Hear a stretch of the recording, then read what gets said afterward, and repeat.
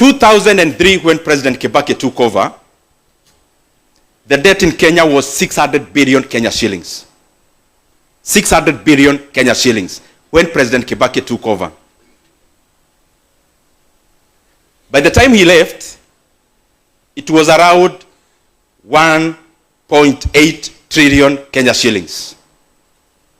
And therefore, President Kibaki borrowed roughly, because there are some decimal points, around 1.2 trillion Kenya shillings for the entire 10 years he was president.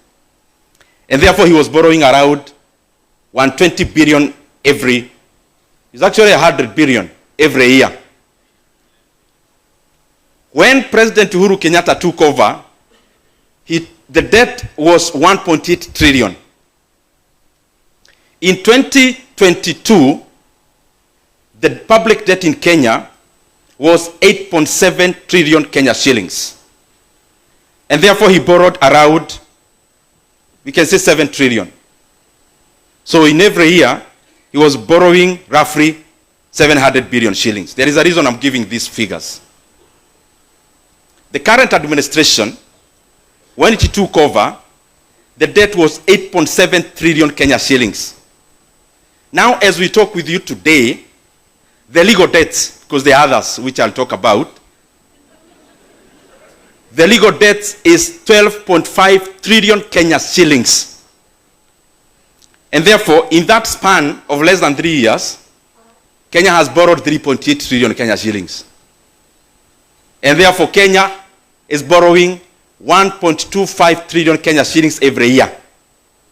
And therefore, the money Kibaki borrowed in 10 years, we are borrowing every year. And therefore, every day, we are borrowing 3.5 billion shillings every day. So this conference will be here for a week. So by the time you go back to Nairobi, you can do the calculations. That is the legal debt. Those who follow politics of Africa, you must have followed the politics of Senegal last year, where two gentlemen, that is Diomaye Faye and Osman Sonko, they are currently the president and the prime minister respectively, were actually had been locked in by government then. They campaigned for only 10 days and won. Only 10 days. Because people were fed up that time. Upon assuming office,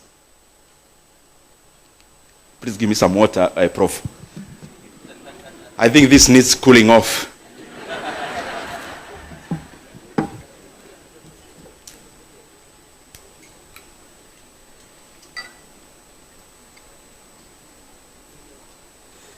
Thank you very much. Thank you very much. Upon assuming office in Senegal last year, they realized that the government of President Macky Sall in Senegal had borrowed between 7 to 13 billion US dollars of the book. What is of the book? There is a register the DG in the National Treasury is referring to. That is the one when you go to the Central Bank of Kenya and all the government data, you'll get to see how much is the debt in Kenya. That was the same book they thought was legitimate in Senegal then.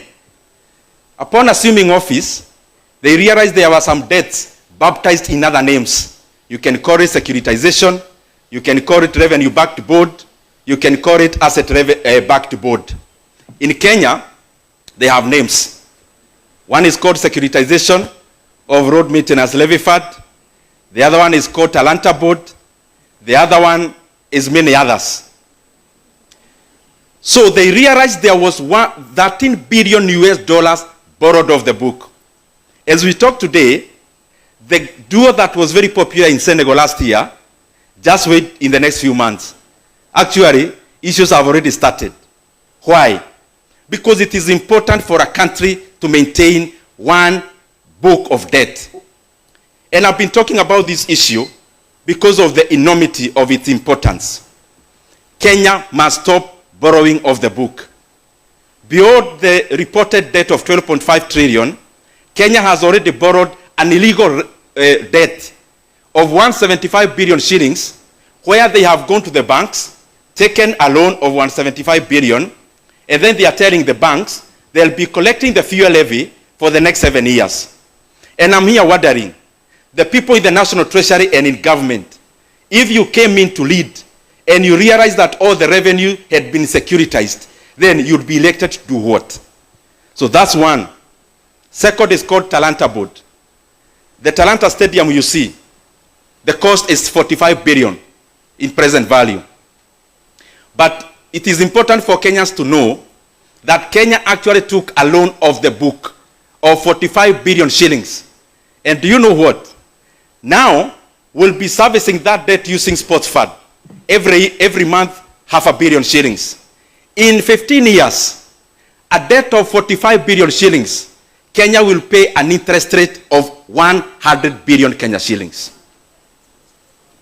And therefore, the cost of the Talanta Stadium in Nairobi, the one you see on Gong Road, is not 45 billion. It is the most expensive stadium in the world. It will be 145 billion in the next 15 years. So I've been requesting the people who are dealing with our debt, no one anakuzuia kukopa, but please let us maintain, as we have done in the past, only one book of debt. And this issue, again, was just discovered in Kenya last year. Actually this year, 2025, since independence, we have never done securitization. We have never done those kind of boards. It is important that when we get a squeeze on the normal borrowing, let us not expose Kenya by opening other secret, illegal books of loans. Policy, the issue of policy. I'm just going top line. As you realize nowadays, the fiscal policy in Kenya has now been hijacked by debt. And this is how. The reasoning of the National Treasury, they are my friends, I mean, some are doing their best. The fiscal policy in Kenya currently is only addressing one issue to the detriment of the others. Why? If you look at both fiscal actually and monetary policy, if you look at the issue of interest rate, we keep seeing the CBR is coming down. But if you look at the rating to the private sector, is decimated. It is either stagnant or going down. So to whose interest is the interest rate in Kenya going down? It is basically because of domestic debt service. And that is why you see now the composition of debt in Kenya, and everything has ramifications.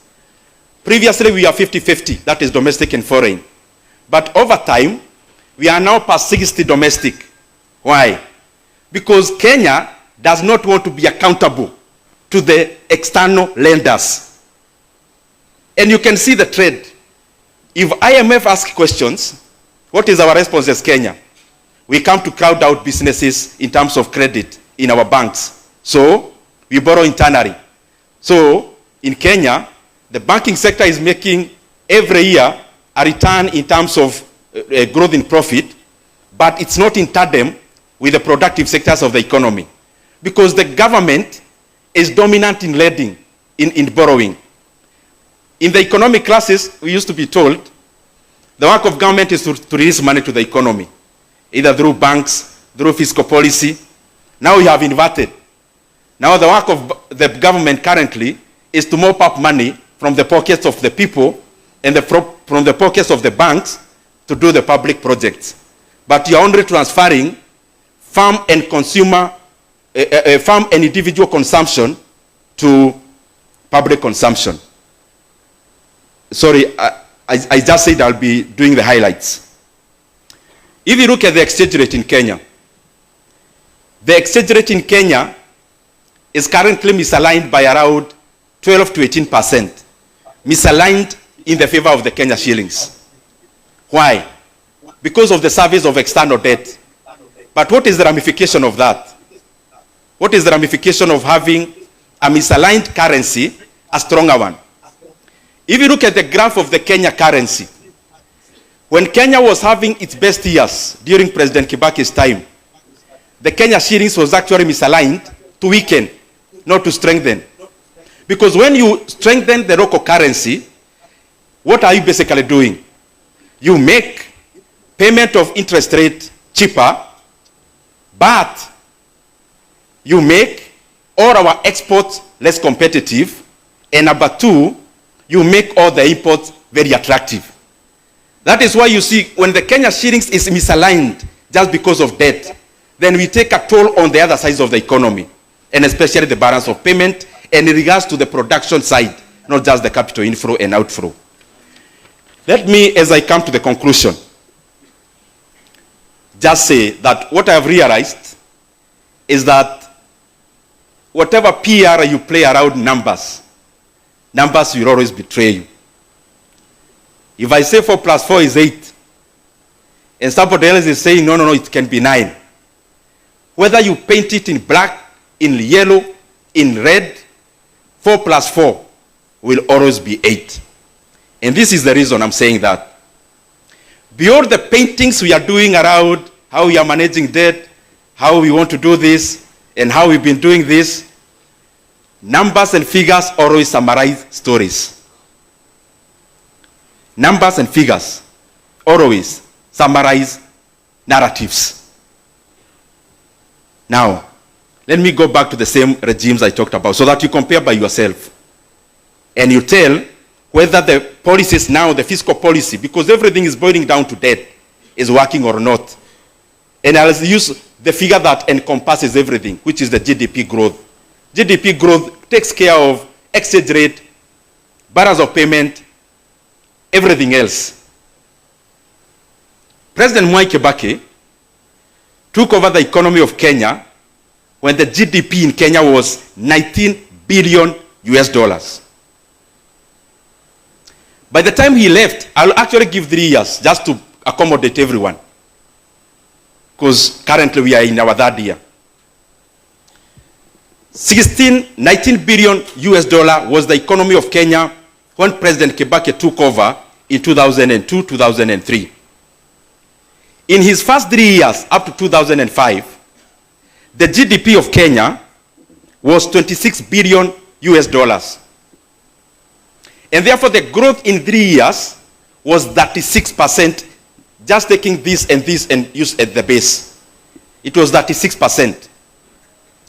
When President Uhuru took over in 2013, the GDP of Kenya was 61 billion US dollars. In his first 3 years, the GDP of Kenya was 74 billion US dollars. And therefore, the economy of Kenya by then grew by 21% in 3 years. Now, the current administration took over when the GDP of Kenya in almost 2023, 2022 was 114 billion US dollars. We are projecting the economy of Kenya to be 131. We are not already there because it's by the end of the year.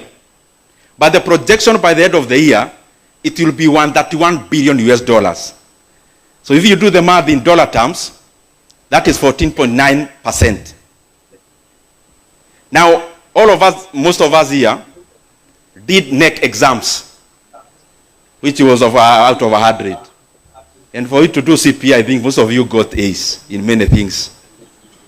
So for us to come closer home and NEC, let's multiply by 2 so that we see. Because our mentality is NEC, even me. I mean, everything I mark is about NEC. So if you times by 2, that exists by 2, that comes to around 72%. In NEC, what is grade is that? What is 72% in NEC? Isaidieni tafadhali, nyinyi watu wa CPA. What is 72% in NEC? Anyone who did a NEC exam lately? Especially this is a KCP, KCSE. I think over time it was an A or something. Now, 21 times 2 is 42%. What is 42% in terms of NEC? That is, after Kibaki, that's the one that was following. Currently, after 3 years, it is 14.9%. What is 14.9% times 2? It is what? No, first say the number before you say the grade. 14.9% times 2 is what? 29.8, is it? What grade is it in NEC? What grade? Are those my figures? You can go to KNBS, CBK. I have used government data. Let me also come back home as I finish. Regionally. And these things I'm saying them because we need to be frank about our country so that we know where do we get from where we are. In the year 2024,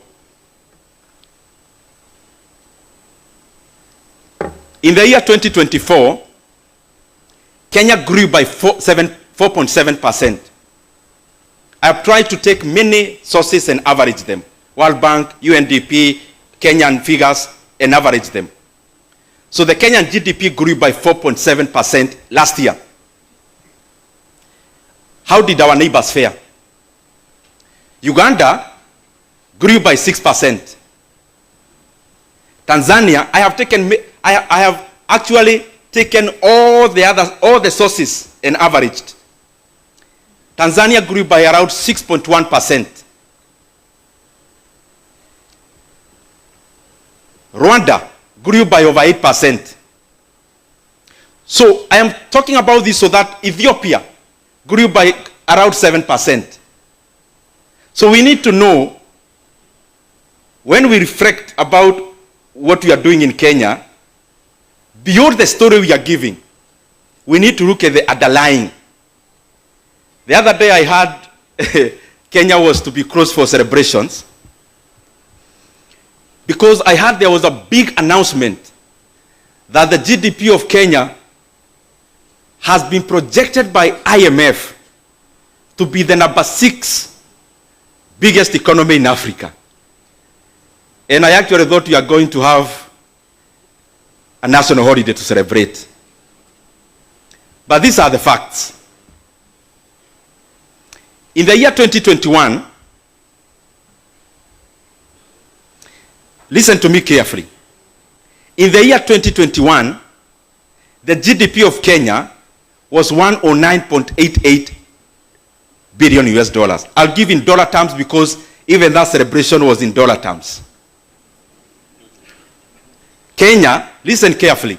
In 2021, Kenya was the number 6th largest economy in Africa.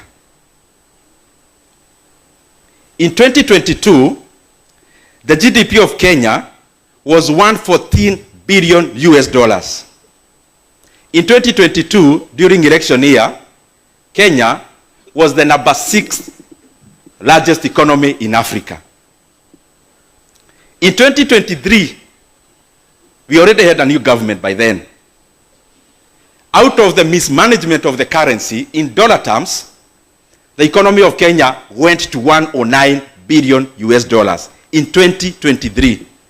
That is the point where Kenya became number 7 after being overtaken by Ethiopia. In 2024, the economy of Kenya persisted to be number 7 in the world at around 120 billion US dollars. So this year, we are now coming to number 6 again. You know, a guy who can come, demolish your permanent house in a village, demolish deliberately. After demolishing because he has money, then calls a village to join for Harambee, and he volunteers to build your house.